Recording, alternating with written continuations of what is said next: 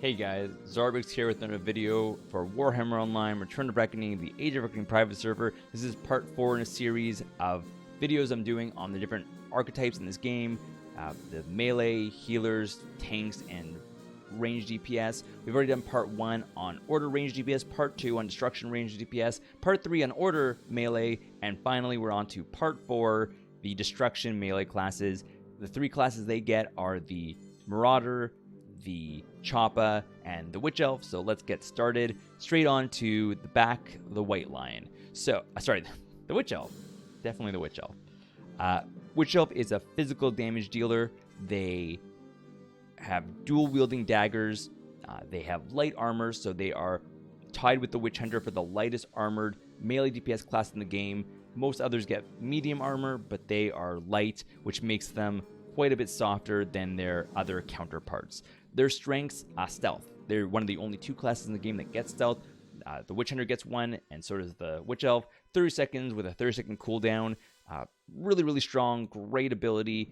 If you've played a rogue, if you played something else that has stealth, you know how fun it can be.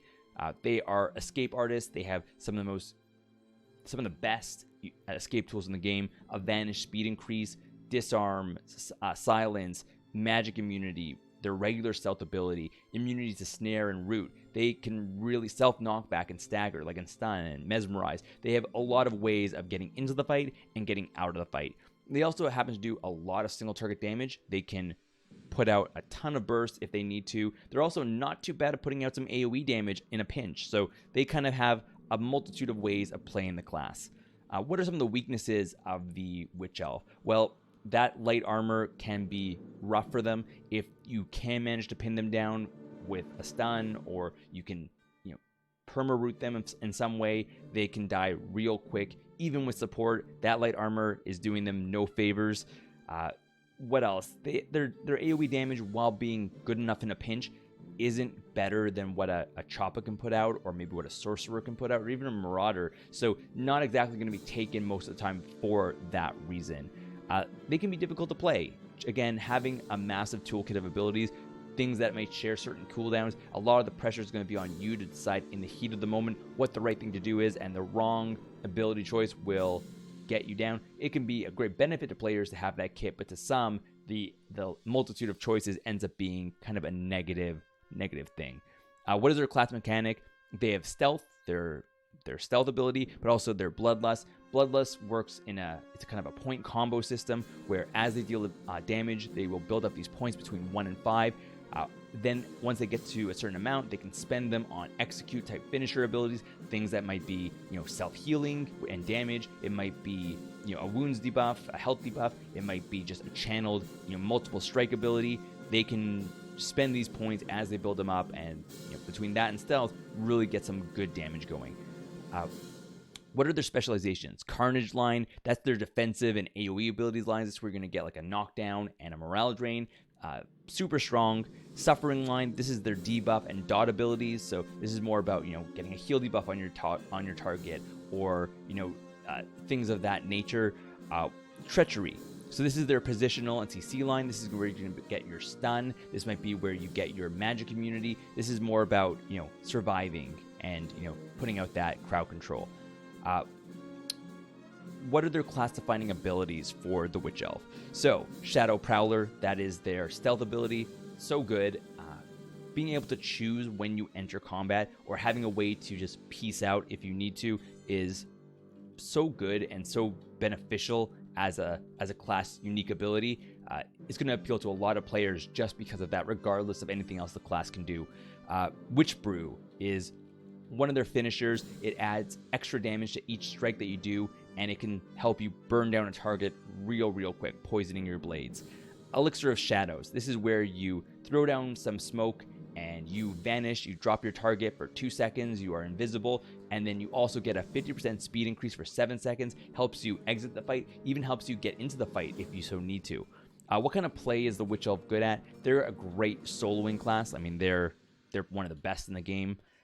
They're actually very good in ranked. They're actually pretty decent in warbands, and they're good in scenarios. It's a class that can be played in all types of settings. You just gotta play it well and know that you're not the frontline tanky kind of melee DPS that other classes might be. All right, moving on. Let's go on to the next one on the list. We're going to go into the Marauder. So this is the Chaos melee class. They are another physical damage dealer, melee damage dealer. They have medium armor, so right away a step up over the Witch Elf. Way better ability to survive, including all their regular survivability tools.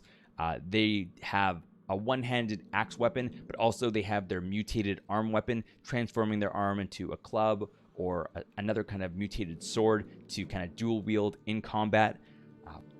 What are the strengths of the Marauder? They are extremely tanky. If they need to be, they can be the most survivable melee class in the game. They have a massive amount of debuffs between action point draining abilities and morale draining abilities and wounds debuffs and heal debuffs. They can really mess with a lot of everyone's abilities and ability to play in the game. Good single target damage and good AoE damage. They get a bad rap that they can't put it out, but sometimes it's just because people play them too defensively. When you play a Marauder for the offensive power of the class, you can do extremely, extremely well with them.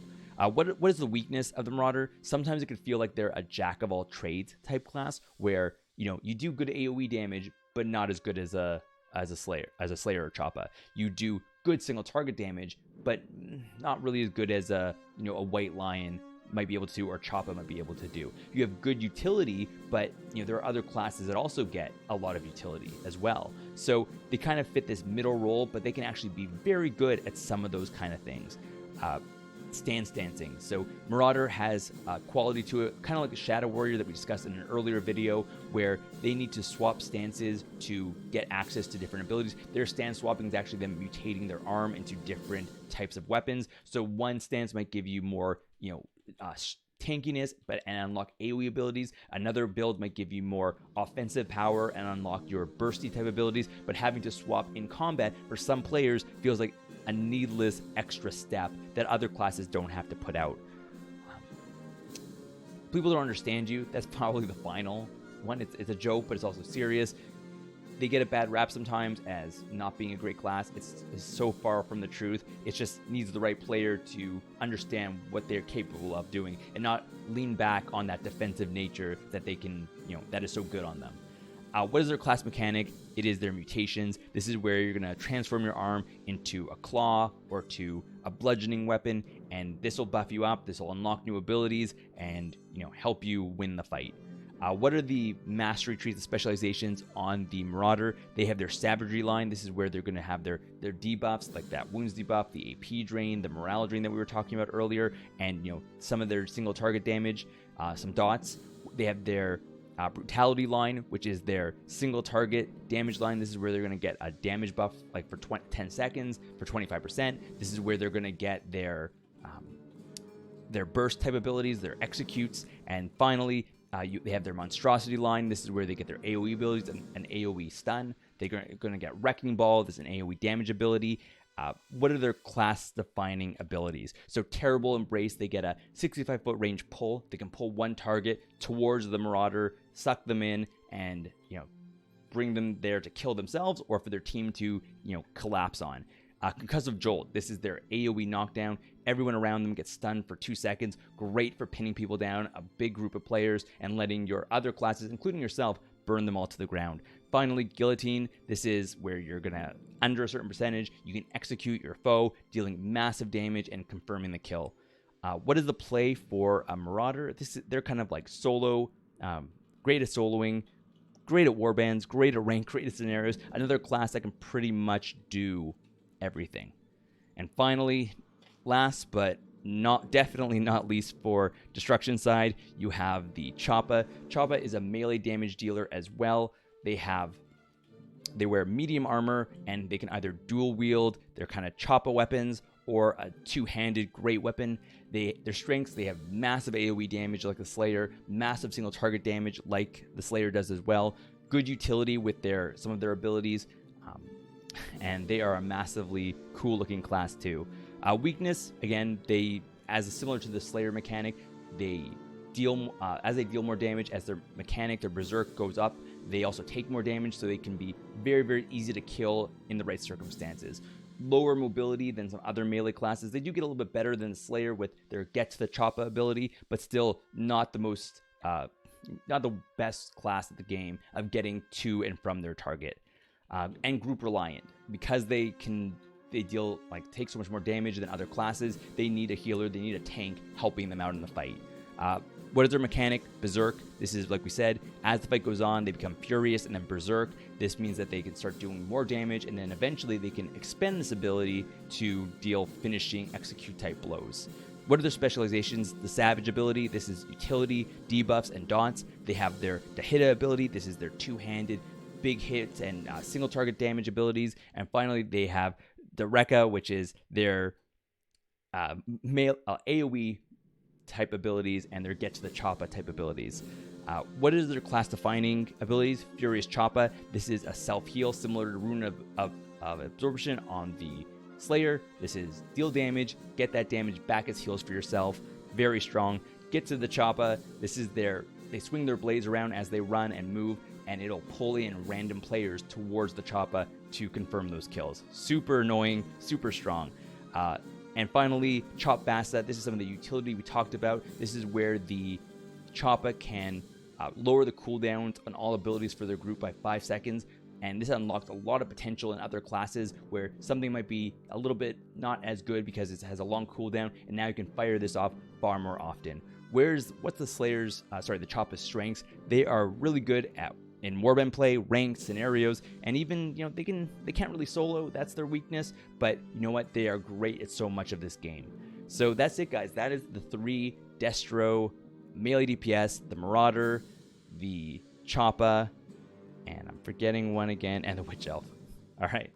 And that's it for the melee DPS for both sides. Next video I'm going to be doing is on the healers for Order and Destruction.